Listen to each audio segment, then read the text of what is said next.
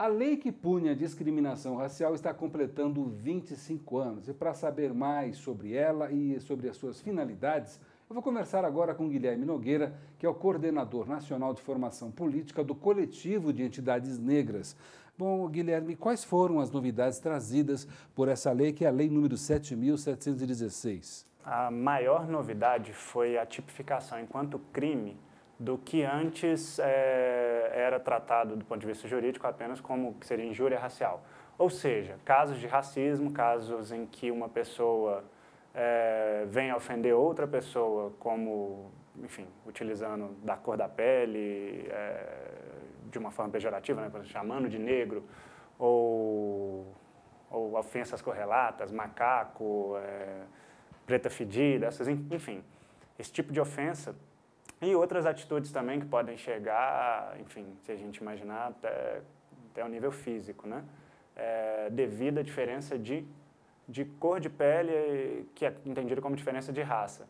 Esse tipo de ofensa, esse tipo de ataque nunca foi, antes da Lei KO, que é justamente essa lei de 89, nunca foi tipificado como crime. O que havia era uma lei anterior chamada Lei Afonso Arinos, já mais antiga, que classificava algumas injúrias como injúrias raciais. Isso não era um crime, enfim, era uma ofensa, mas não tinha nenhum caráter de crime, não havia uma punição, não se levava a uma consequência penal grave. Então, a grande inovação trazida com a Lei KO em 89 foi justamente a classificação e a tipificação enquanto crime dos ataques. Agora, é claro, essa é uma consequência jurídica.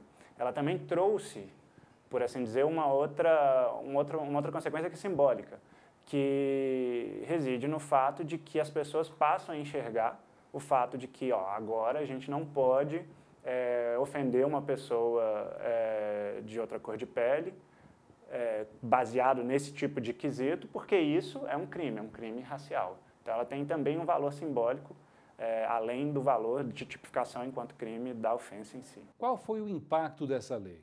Olha, o impacto, a não ser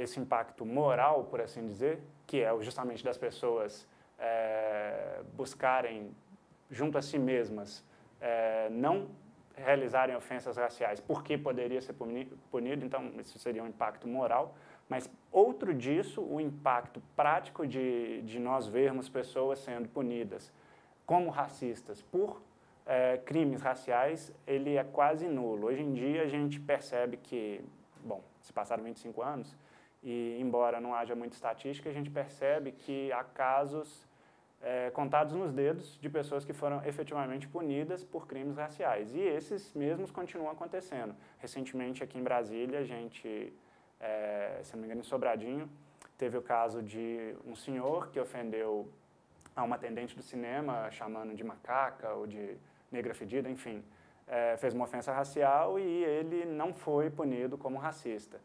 E eu não discordo, ou não prefiro não entrar na questão de se a lei foi cumprida, enfim, ele foi ao tribunal e houve julgamento do caso, mas o fato é que, se interpretado à luz do que está escrito, né, o texto literal, esse tipo de fato deveria ser punido de acordo com a lei e não aconteceu.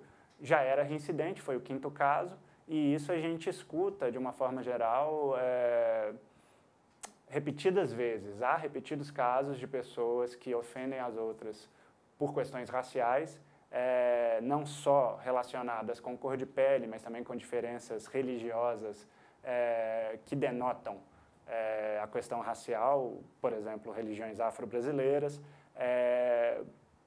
e outro tipo de coisa, também os índios, enfim, há pessoas o tempo todo no Brasil sendo ofendidas e atacadas por diferenças raciais, mas não, a gente não vê a lei funcionando no sentido que ela foi pensada de gerar, né, de transformar tal ação em crime e isso ser punido enquanto tal.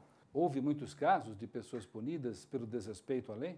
Não houve. Os casos são contados, o que não tira o valor da lei em si, né, mas ele só aponta para o fato de que há um outro problema no sistema de justiça ou na forma como a própria lei vem sendo interpretada ou mesmo na compreensão do que vem a ser o racismo, da forma como o racismo opera na sociedade. Então, de fato, não há muitos casos, também não tem muita estatística e isso também é indicativo de que não se presta muita atenção nesse fato, né? Enfim, quando não tem muitos casos que as pessoas conhecem. Eu mesmo, que sou militante do movimento negro já há muito tempo, enfim, participo de uma organização presente em 17 estados, eu mesmo não tenho conhecimento pessoal de nenhum caso que haja havido alguma punição por meio da lei CAO. Conversando com outras pessoas, eu sei de alguns casos que algumas pessoas viram em contextos muito específicos, enfim, mas não é uma coisa que a gente tem conhecimento. E não tem estatística no Brasil também que aponte para isso. Mesmo assim, a gente sabe que é muito pouco. E esses poucos casos de punição, que tipo de punição essas pessoas acabaram recebendo? Bom, são as punições previstas pela lei mesmo. Quando houve, enfim, o texto jurídico tem, no que tange ao direito criminal, né, tem direito penal, tem já previsto como a punição deve ser, que tipo de punição. Enfim, em casos em que houve punição, elas teriam seguido o que a lei prescreve mesmo, né, o que a lei indica, mas o fato é que isso é tão raro que a gente não sabe nem contar. Essa lei ela ampara várias etnias, mas os negros ainda têm sido as principais vítimas do racismo? Para responder essa pergunta, eu acho que faz mais sentido buscar entender o que é o racismo do ponto de vista conceitual. Tá? O racismo ele não deve ser entendido como diferença de cor ou diferença de cor de pele, né? Mas sim como uma estratégia de dominação. Então, o racismo ele surge com a empresa colonial, enfim, isso a gente pode voltar para a colonização do Brasil, colonização das Américas mesmo, e durante um certo tempo, durante essa empresa colonial, durante a forma como as Américas foram colonizadas, durante o período colonial, estabeleceu-se que tinha que haver uma divisão entre pessoas para, inclusive, fins de divisão do trabalho. E que as pessoas não brancas, ou seja, não só negros, mas também os índios que estavam presentes naquele tempo, os negros trazidos da África, enfim, e as pessoas mestiças, né, que, enfim, viriam a nascer dos casamentos ou das relações sexuais havidas na época, essas pessoas elas teriam uma posição inferior na divisão do trabalho durante o processo de colonização, por serem de cor não branca.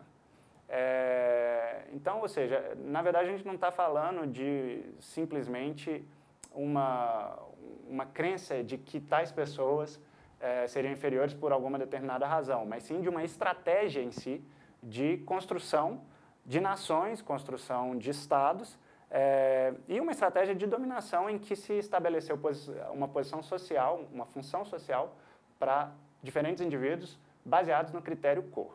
Então, quando a gente fala em diferença racial hoje em dia, de fato a gente não está falando só na diferença entre brancos e negros, a gente está falando na diferença entre brancos e não brancos.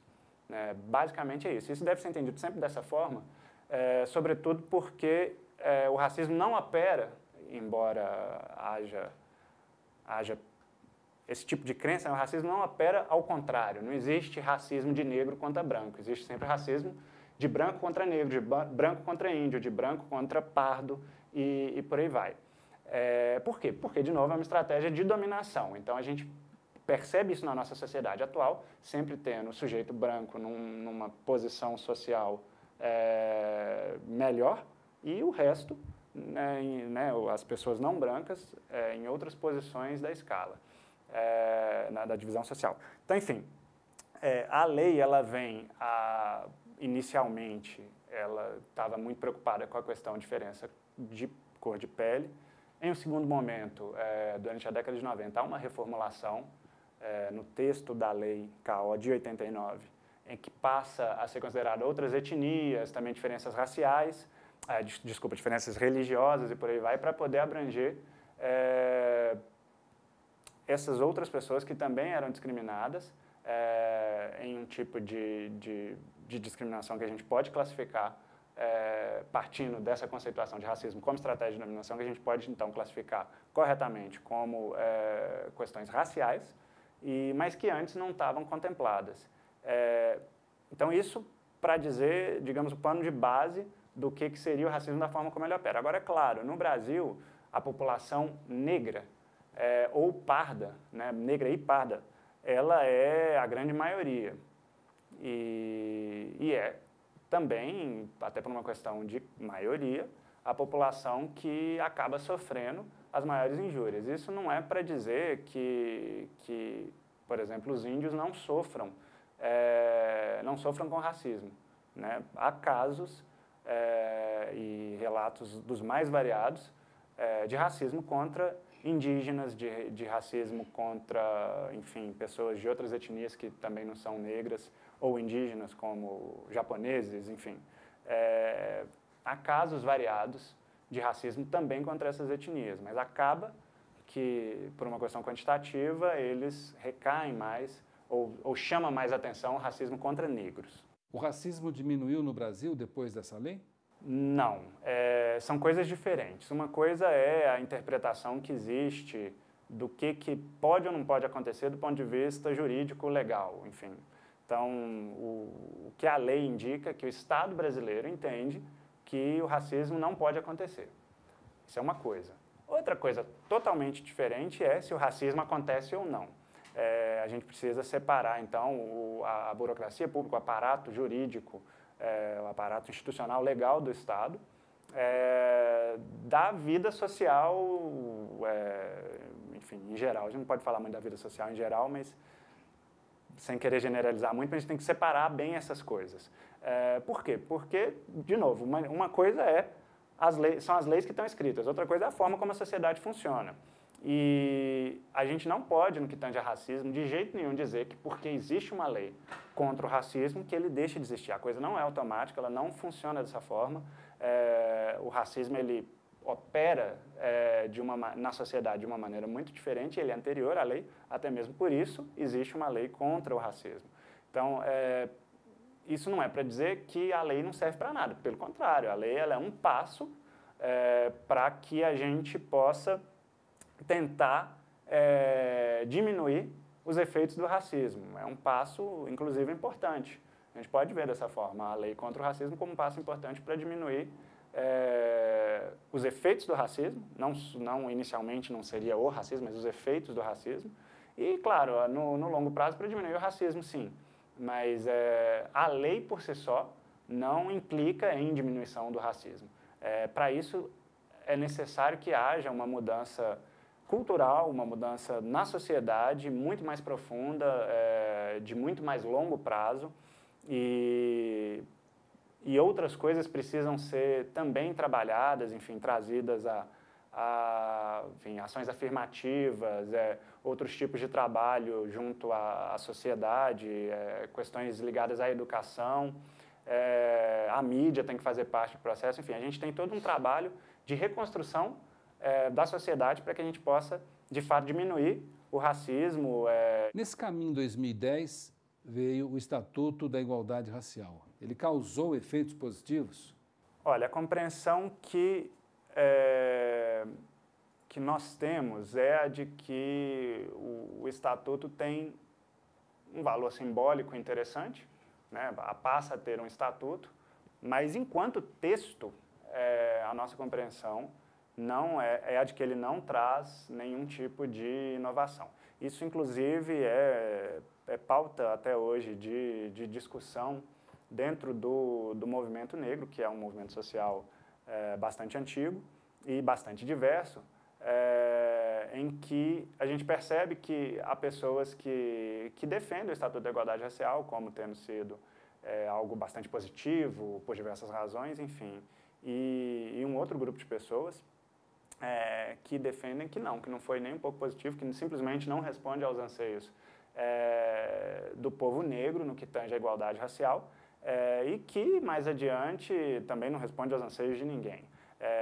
Então, de novo, do ponto de vista simbólico, é interessante o fato de que foi aprovado, né, de que o Estado instituiu um Estatuto de Igualdade Racial, do ponto de vista simbólico.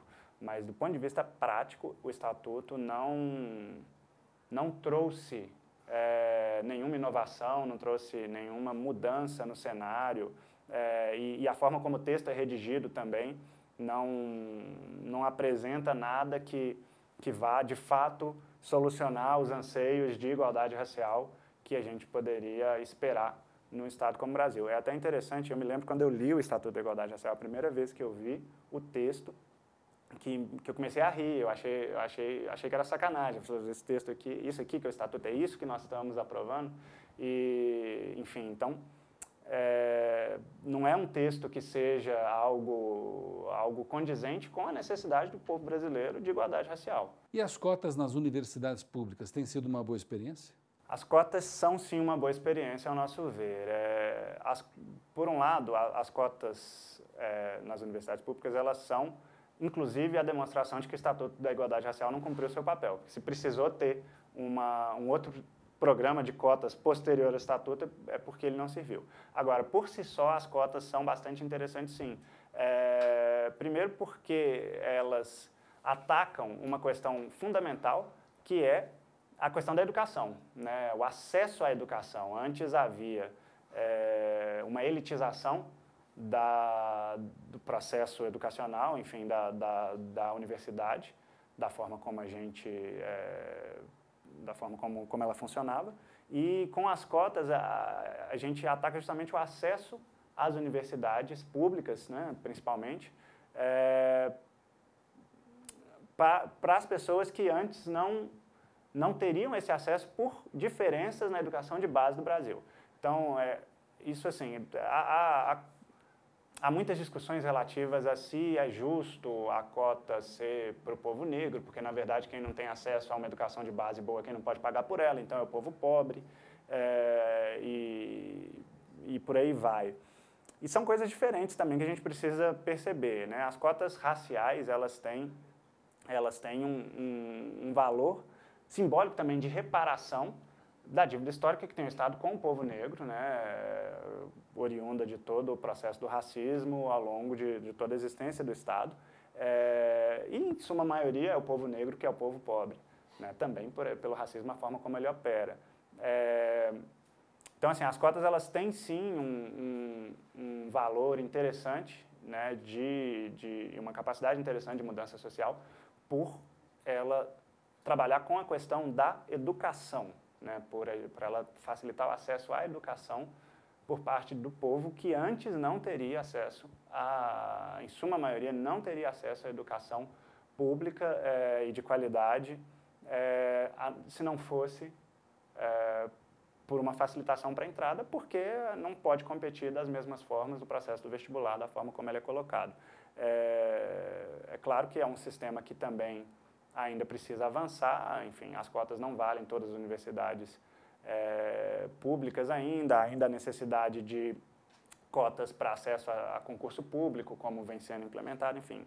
Mas as cotas são, sim, uma forma de endereçar os efeitos que tem o racismo, e elas são bastante interessantes, sim.